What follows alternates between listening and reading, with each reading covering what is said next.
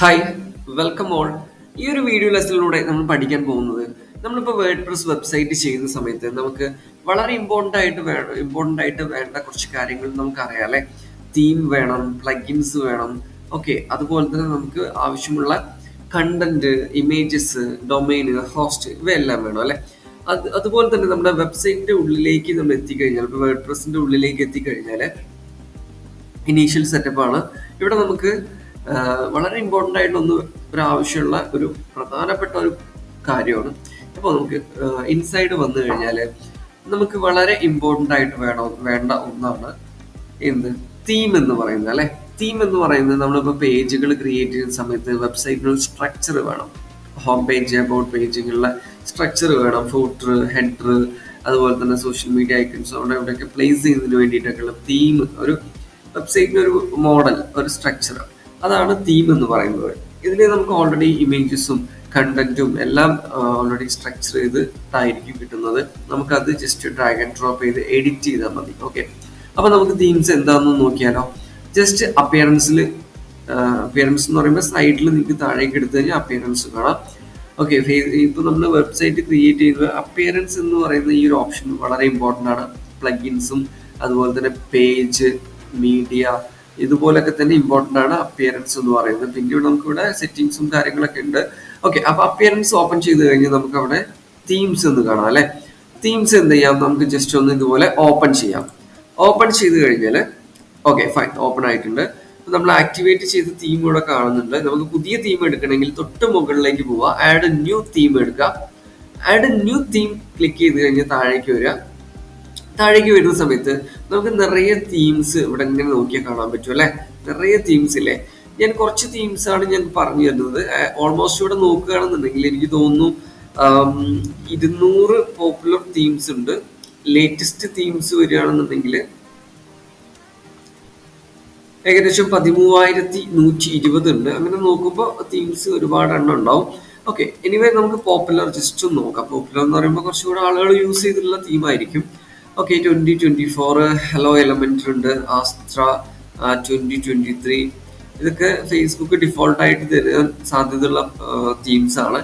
അതിൽ നിന്ന് പിന്നെ വ്യത്യസ്തമായിട്ട് നമുക്ക് വരുന്നത് കാറ്റൻസ്, അതുപോലെ തന്നെ ഓഷ്യൻ WP 2020, അതൊക്കെ ഒരേ പാറ്റേണിൽ വരുന്നതാണ്.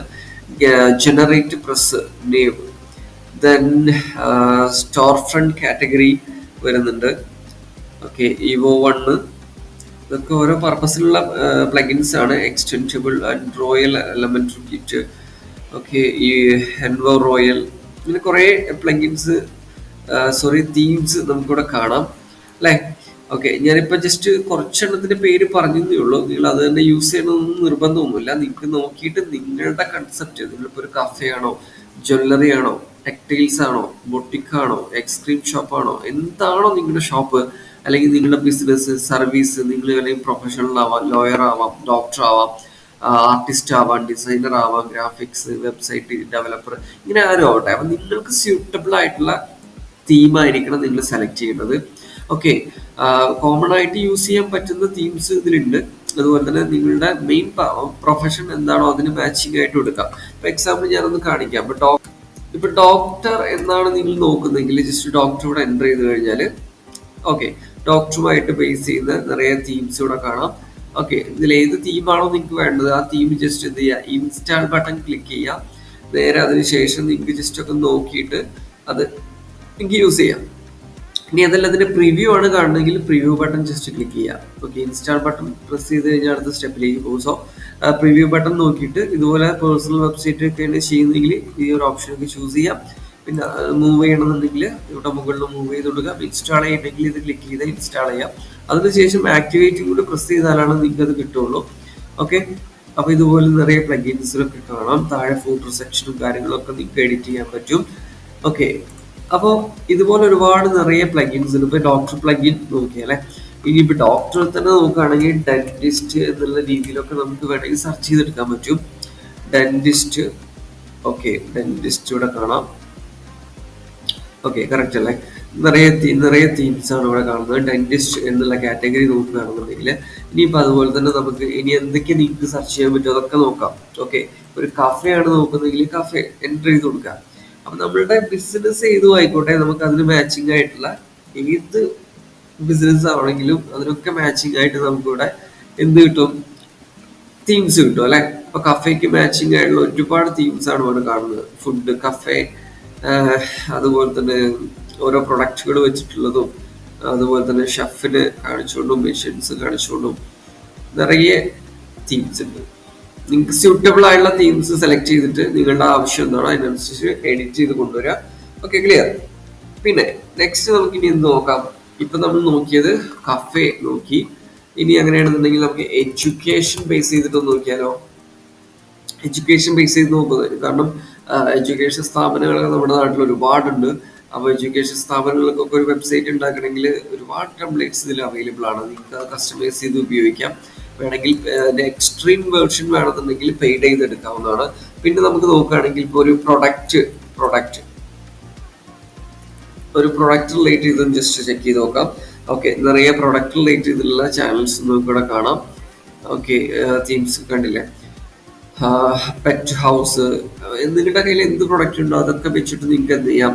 ഇതുപോലെ ഗാഡ്ജറ്റ്, ഇലക്ട്രോണിക് ഗാഡ്ജറ്റ് സ്റ്റോർ, ഇതിനൊക്കെ നിറയെ ഇ കൊമേഴ്സ് സ്റ്റോറുകൾ ഉണ്ടാക്കാം. അപ്പോൾ അതിന് നിങ്ങൾക്ക് ഓരോ കാര്യങ്ങൾ ശ്രദ്ധിക്കേണ്ടതുണ്ട്. അപ്പോൾ അതിനനുസരിച്ച് നിങ്ങളത് ലേൺ ചെയ്തിട്ട് ആണ് അടുത്തടുത്ത സ്റ്റെപ്പുകളിലേക്ക് പോവാം. അപ്പോൾ പ്രൊഡക്റ്റ്, ഇനിയിപ്പോൾ സ്റ്റോറും പ്രൊഡക്റ്റൊക്കെ ഓൾമോസ്റ്റ് കാറ്റഗറി സെയിം ആണ്. എനിവേ സ്റ്റോർ ആണെങ്കിലും ഇവിടെ നോക്കിയാൽ കാണാൻ പറ്റും ഡിഫറെന്റ് സ്റ്റോർ. ഇപ്പം പലരും ക്ലോത്തിൻ്റെതായിട്ടുള്ള സെയിൽ നടത്തുന്നവരുണ്ട്.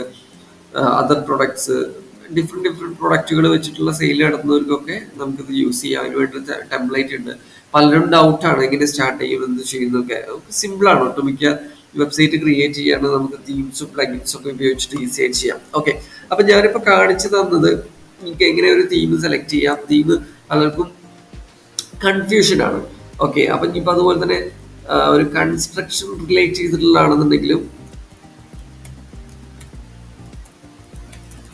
കൺസ്ട്രക്ഷൻ റിലേറ്റഡ് ആണെങ്കിലും നമുക്ക് എൻ്റർ ചെയ്ത് കൊടുത്തു കഴിഞ്ഞാൽ നിറയെ തീംസ് കിട്ടും. എനിക്ക് ഈസി ആയിട്ട് എഡിറ്റ് ചെയ്യാം, വർക്ക് ചെയ്യാം, പ്രാക്ടീസ് ചെയ്യാം. എല്ലാ ഓപ്ഷനും ഇവിടെ അവൈലബിൾ ആണ്. ഓക്കെ, അപ്പോൾ ഏകദേശം തീം എന്ന് പറയുന്നത് വളരെ സിമ്പിൾ ആയിട്ട് നമുക്ക് സെർച്ച് ചെയ്തെടുക്കാൻ പറ്റും. പിന്നെ എടുത്തു കഴിഞ്ഞാൽ അത് എന്ത് ചെയ്യുക? പ്രോപ്പറായിട്ട് എഡിറ്റ് ചെയ്യുക, നിങ്ങളുടെ ആവശ്യാനുസരണം അത് യൂസ് ചെയ്യാം.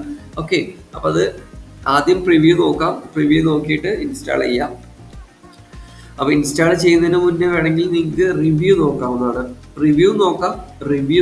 ഓക്കെ, രണ്ടും നോക്കുന്നതുകൊണ്ട് എന്താണെന്ന് വെച്ച് കഴിഞ്ഞാൽ ആളുകൾ ഇത് യൂസ് ചെയ്യുന്നുണ്ടോ, കസ്റ്റമേഴ്സ് യൂസ് ചെയ്യുന്നുണ്ടോ എന്നൊക്കെ ഒന്ന് ജസ്റ്റ് നോക്കാൻ നല്ലതാണ്.